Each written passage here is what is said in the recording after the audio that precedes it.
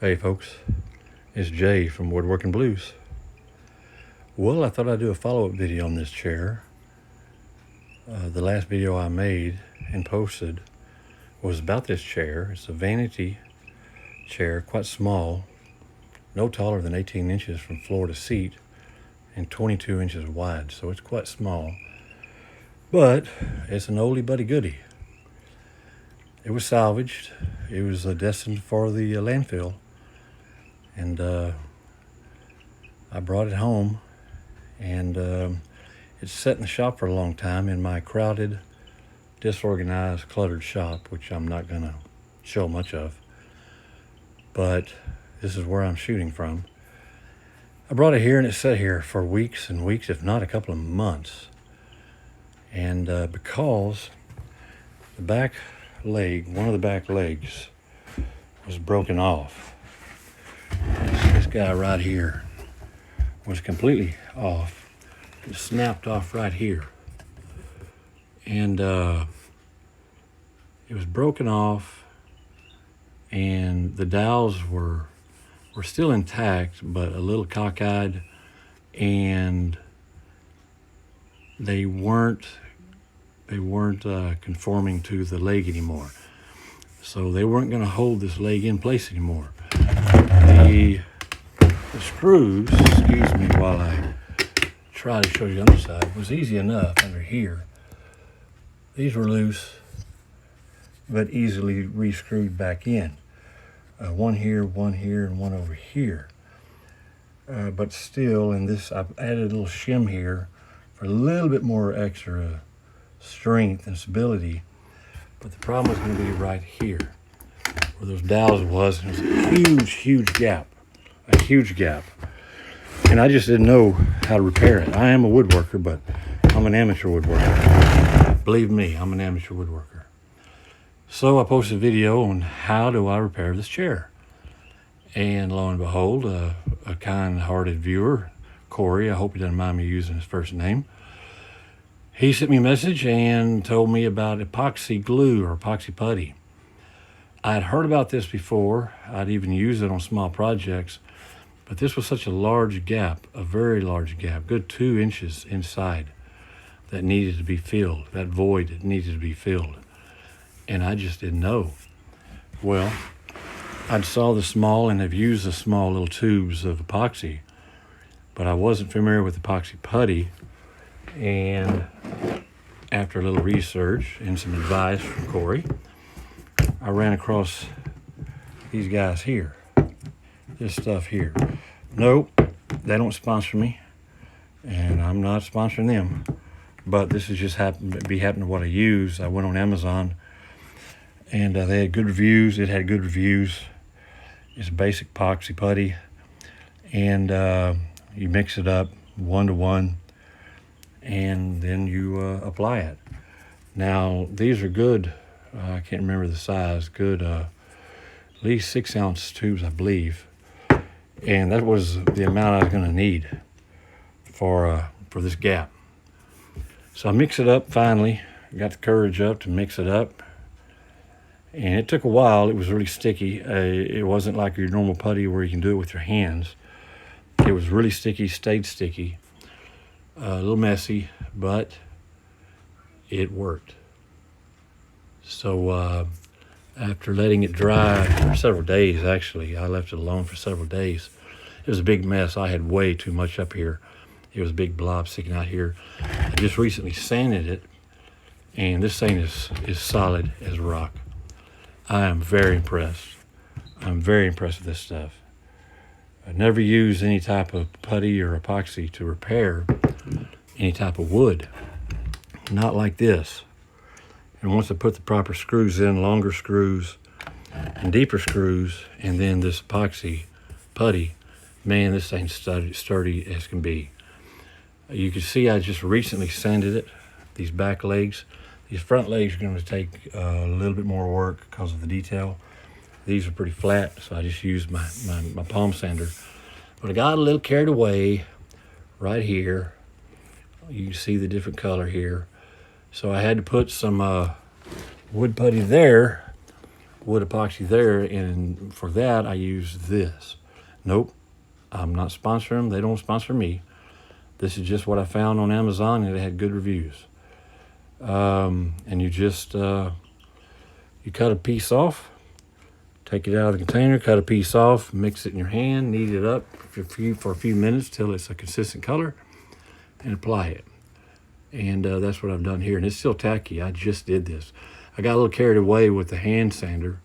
As you can see the damage, I did that. I caused that. I really wasn't paying attention. I was trying to get some excess, that there. I was trying to get that excess off. And in doing so, I got a little carried away over here. So I damaged the upholstery. But that's okay, because this probably will be reupholstered. I was gonna just try to clean it up and keep it like that, but I don't know now. And it'll probably be sold anyway. So I filled in a good gap. I made a pretty good trough in here. Getting a little carried away with the hand sander, the palm sander, and made a pretty good trough right in here. So I've taken this, kneaded it up really good, and it was easy, real easy, and it wasn't near as messy as this stuff here. But no complaints about this stuff, because this stuff worked like a charm, and this is what's right here. This color here is all of that, and man, it is strong as a rock. So no complaints there. That's all on me for just going a little too aggressive with the sander, with the hand. I should have kind of backed off and went with the hand sander when I got it down. Excuse me, when I got it down to where I wanted it, and I spent a little too much time just on this one spot and made a pretty good indentation about the side of a quarter.